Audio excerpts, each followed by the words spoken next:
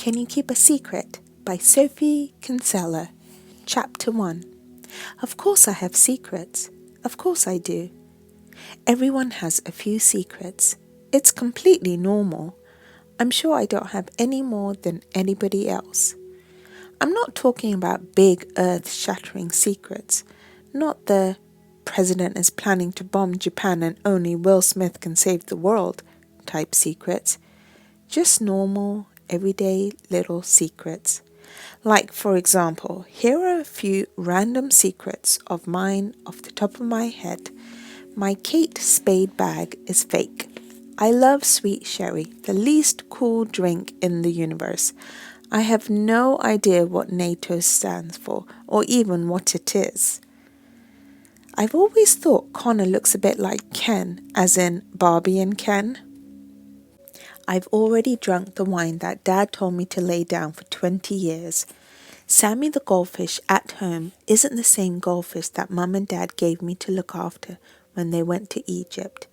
When my colleague Artemis really annoys me, I feed her plant orange juice, which is pretty much every day.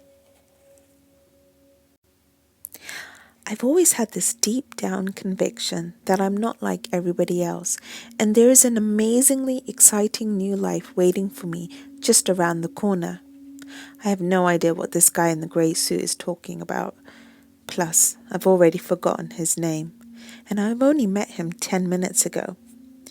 We believe in logistical, formative alliances, he's saying in a nasal, droning voice, both above and below the line. Absolutely, I reply brightly, as though to say, doesn't everybody? Logistical, what does that mean again? Oh God, what if they ask me? Don't be stupid, Emma, they won't suddenly demand. What does logistical mean? I'm a fellow marketing professional, aren't I? Obviously I know these things. And anyway, if they mention it again, I'll change the subject, or I'll say I'm post-logistical or something.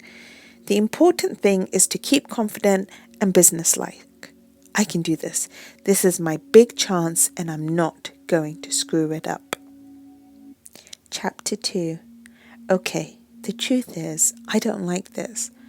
I know it's business class. I know it's all lovely luxury, but my stomach is still a tight knot of fear. While we were taking off, I counted very slowly with my eyes closed, and that kind of worked.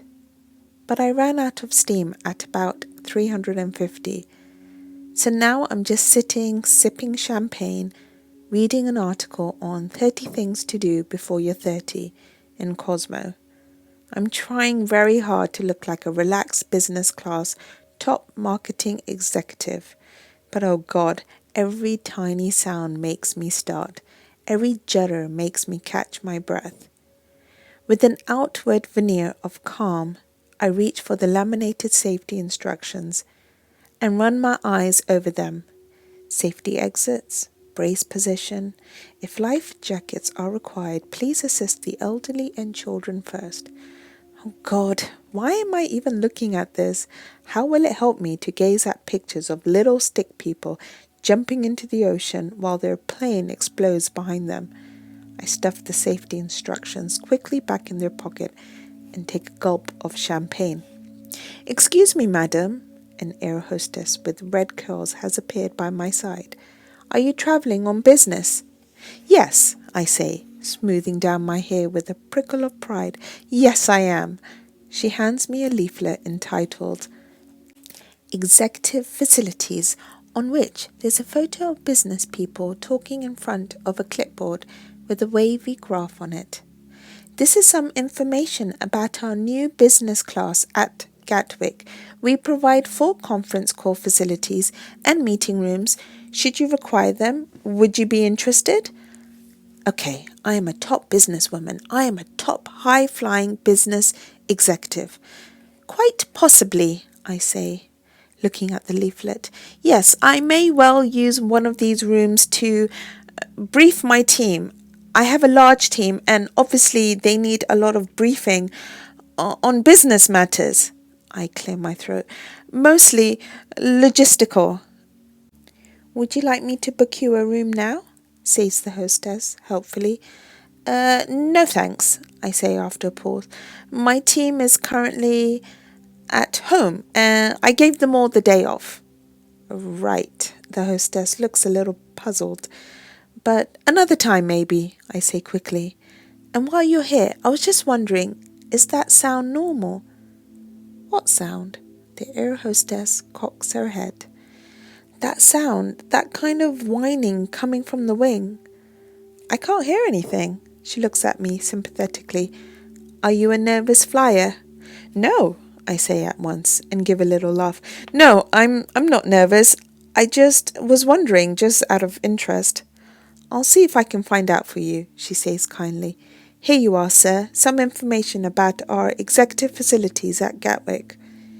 The American man takes his leaflet wordlessly and puts it down without even looking at it, and the hostess moves on, staggering a little as the plane gives a bump.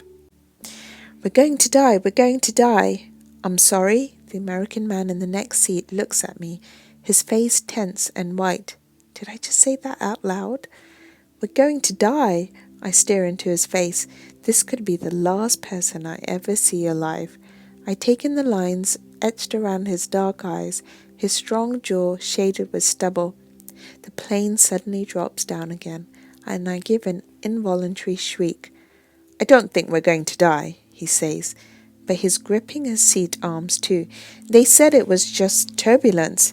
Of course they did. I can hear the hysteria in my voice. They wouldn't exactly say, okay folks, that's it, you're all goners. The plane gives another terrifying swoop, and I find myself clutching the man's hand in panic. We're not going to make it. I know we're not. This is it. I'm 25 years old, for God's sake. I'm not ready. I haven't achieved anything. I've not done anything. And I've never climbed a mountain. I'm sorry, says the man, sounding taken aback, but I barely hear him. My career's a complete joke. I'm not a top businesswoman at all. I gesture half tearfully to my suit. I haven't got a team. I'm just a crappy assistant, and I just had my first ever big meeting, and it was a complete disaster. Half the time, I haven't got a clue what people are talking about. I don't know what logistical means. I'm never going to get promoted, and I owe my dad 4,000 quid, and I've never really been in love. I draw myself up short with a jolt. I'm sorry, I say, and exhale sharply. You don't want to hear all this. That's quite all right, says the man. God, I'm completely losing it. And anyway, what I just said wasn't true, because I am in love with Connor. It must be the altitude or something confusing my mind. Flustered, I push the hair off my face and try to get a hold of myself. Okay, let's try counting again. 356, 300 and... Oh God, no, please, the plane's lurching again. We're plummeting. I've never done anything to make my parents proud of me. The words come spilling out of my mouth before I can stop them. Never. I'm sure that's not true, says the man nicely. It's true. Maybe they used to be proud of me, but then my cousin Kerry came to live with us, and all at once it was like my parents couldn't see me anymore. All they could see was her. She was 14 when she arrived, and I was 10. I thought it was going to be great, like having an older sister, but it didn't work out like that. I can't stop talking. I just can't stop. Every time the plane bumps or jolts, another torrent of words pour randomly out of my mouth, like water gushing over a waterfall. It's either talk or scream. She was a swimming champion, an everything champion, and I was just nothing in comparison. Photography course, and I honestly thought it was going to change my life. 8 stone 3, but I was planning to go on a diet. I applied for every single job in the world. I was so desperate. I even applied to... Awful girl called Artemis. This new desk arrived the other day, and she just took it, even though I've got this really grotty little desk. Sometimes I water her stupid spider plant with orange juice just to serve her right. Sweet girl Katie, who works in personnel, we have this secret code where she comes in and says, "Can I go through some numbers with you, Emma?" And it really means, "Shall we nip out to Starbucks?" All for presents, and I have to pretend I like them. Coffee at work is the most disgusting stuff you've ever drunk. Absolute poison. put maths GCSE grade A on my CV when I really only got C. I know it was dishonest. I know I shouldn't have done it. But I so wanted to get the job. What's happened to me? Normally there's a kind of filter which stops me blurting out everything I'm thinking, which keeps me in check. But the filter stopped working. Everything's piling out in a big random stream and I can't stop it. Sometimes I think I believe in God because how else did we all get here? Roasted peppers, my complete favourite food. Joined a book group, but I just couldn't get through Great Expectations, so I just skimmed the back and pretended I'd read it. I gave him all his goldfish food.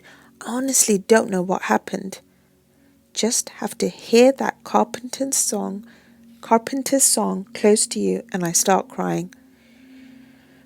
Perfect date would start off with champagne just appearing at the table as if by magic. I just cracked. I secretly bought this huge tub of Haagen-Dazs and scoffed a lot, and I never told Lissy. I'm unaware of anything around us.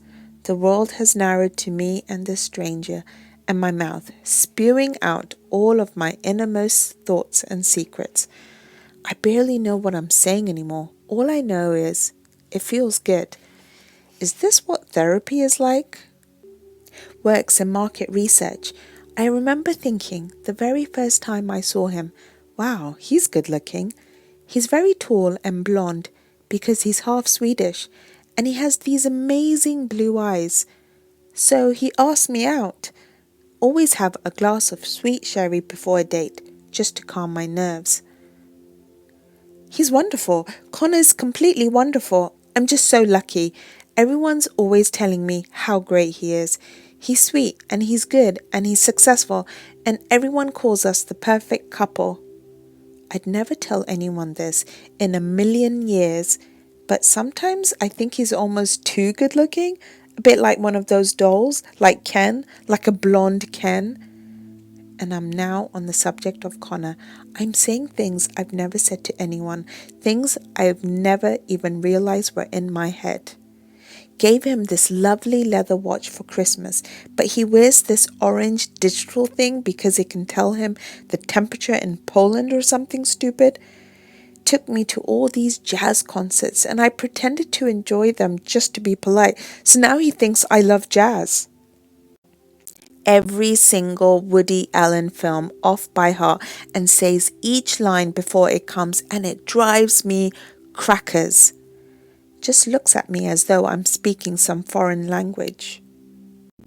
Can't expect the initial passion to last, but how do you tell if the passion's faded in a good long-term commitment way or in a crap we don't fancy each other anymore sort of way? Knight in shining armor is not a realistic option, but there's a part of me that wants a huge, amazing romance. I want passion. I want to be swept off my feet. I want an earthquake or a huge whirlwind, something exciting. Sometimes I feel as if there's this whole new thrilling life waiting for me out there, and if I can just... Excuse me, miss. What? I look up dazedly. What is it? The air hostess with the French plait is smiling down at me. We've landed. I stare at her. We've landed? This doesn't make sense. How can we have landed? I look around and sure enough, the plane's still. We're on the ground. I feel like Dorothy. A second ago, I was swirling around in Oz, clicking my heels together, and now I've woken up all flat and quiet and normal again. We aren't bumping anymore, I say stupidly. We stopped bumping quite a while ago, says the American man. We're not going to die? We're not going to die, he agrees. I look at him as though for the first time, and it hits me. I've been blabbering non-stop for an hour to this complete stranger. God alone knows what I've been saying. I think I want to get off this plane right now. I'm sorry, I say awkwardly. You should have stopped me. That would have been a little difficult. There's a tiny smile at his lips. You were on a bit of a roll. I'm so embarrassed. I try to smile, but I can't even look this guy in the eye. Don't worry about it. We were all stressed out. That was some flight.